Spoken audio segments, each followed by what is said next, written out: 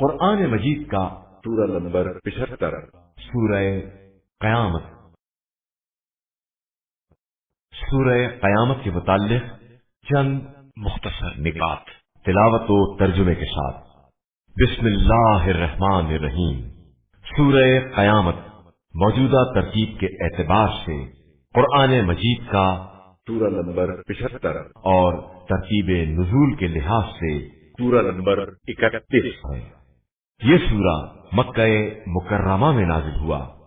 اس سورے کی پہلی آیت میں قیامت کی قسم کھائی گئی ہے اور یہ لفظ استعمال ہوا ہے۔ اسی مناسبت سے اس کا نام سورہ قیامت رکھا گیا ہے۔ آیت نمبر 2 میں نفس لوامہ کا تذکرہ ہے۔ نفس لوامہ سے مراد برائیوں پر ملامت کرنے والا نفس ہے۔ آیت نمبر 16 سے 19 تک میں اس بات کو بیان کیا گیا ہے کہ قرآن مجید کی صرف تلاوت کرنا یا حفظ کر لینا کامیابی کی ضمانت نہیں ہے، جب تک کہ دل کی گہرائیوں میں اس کے مطالب اور مفاہیم کو جگہ نہ دی جائے اور ان پر عمل نہ کیا جائے۔ آیت نمبر 31 سے 35 تک مفسرین کے بیان کے مطابق ابو جہل کے بارے میں نازل ہوئی ہے، جو نہ ایمان لایا اور نہ نماز پڑھی، بلکہ مسلسل رسول خدا صلی اللہ علیہ وآلہ وسلم کی تکذیب کرتا رہا اور مذاق اڑاتا رہا اور عذاب الہی کا مستحق قرار پایا۔ جو شخص اس سورے کی باقاعدگی کے ساتھ تلاوت کرے گا اس کا رزق وسیع ہوگا۔ بسم اللہ الرحمن الرحیم۔ شروع نام سے اللہ کے جو بڑا مہربان نہایت رحم کرنے والا ہے۔ لا اقسم بیوم القیامہ، میں روز قیامت کی قسم کھاتا ہوں۔ ولا اقسم بالنفس اللوامہ، اور برائیوں پر ملامت کرنے والے نفس کی قسم کھاتا ہوں۔ ایحسب الانسان ان لن نجمع عظامہ، کیا یہ انسان یہ خیال کرتا ہے کہ ہم اس کی ہڈیوں کو جمع نہ کر سکیں گے؟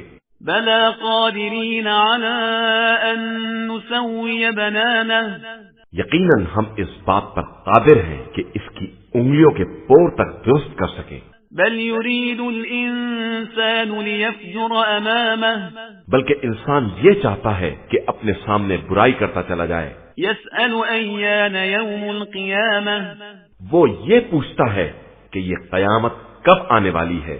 فإذا برق البصر، تو جب آنکھیں چکا چوند ہو جائیں گی وخسف القمر، اور چاند کو گہن لگ جائے گا، وجمع الشمس والقمر، اور یہ چاند سورج اکٹھا کر دیے جائیں گے۔ يقول الانسان يومئذ اين المفر، اس دن انسان کہے گا کہ اب بھاگنے کا راستہ کدھر ہے؟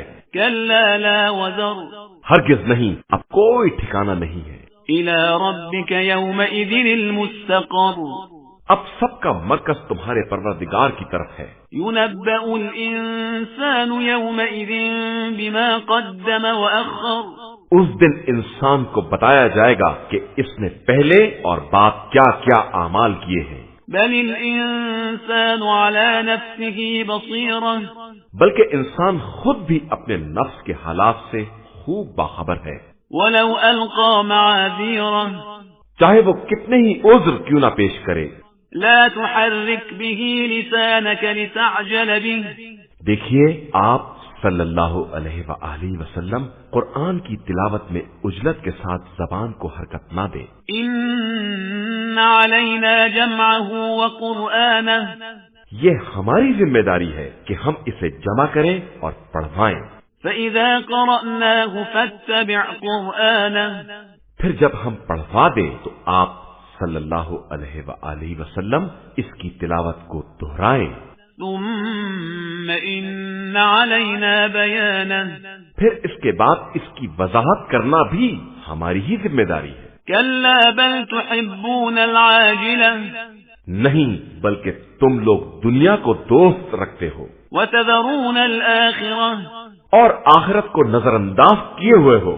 وجوه يومئذ ناظرة، اس دن بعض چہرے شاداب ہوں گے، إلى ربها ناظرة اپنے پروردگار کی نعمتوں پر نظر رکھے ہوئے ہوں گے، ووجوه يومئذ باسرة اور بعض چہرے افسردہ ہوں گے، تظن أن يفعل بها فاقرة جنہیں یہ خیال ہوگا کہ کب کمر توڑ مصیبت وارد ہو جائے۔ كلا إذا بلغت التراقي ہوشیار جب جان گردن تک پہنچ جائے گی، وقيل من راق اور کہا جائے گا کہ اب کون جھاڑ پھونک کرنے والا ہے، وظن أنه الفراق اور مرنے والے کو خیال ہوگا کہ اب سب سے جدائی ہے، والتفت الساق بالساق اور پنڈلی پنڈلی سے لپٹ جائے گی۔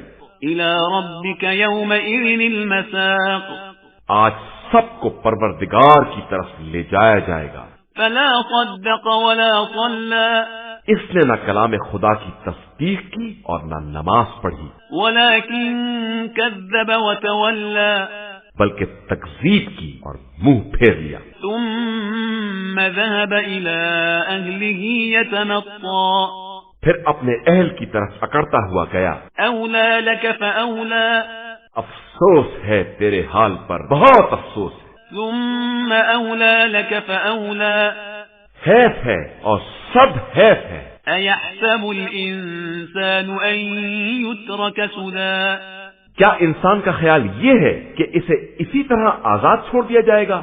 ألم يكن نطفة من مني يمنى کیا وہ اس منی کا قطرہ نہیں تھا جسے رحم میں ڈالا جاتا ہے؟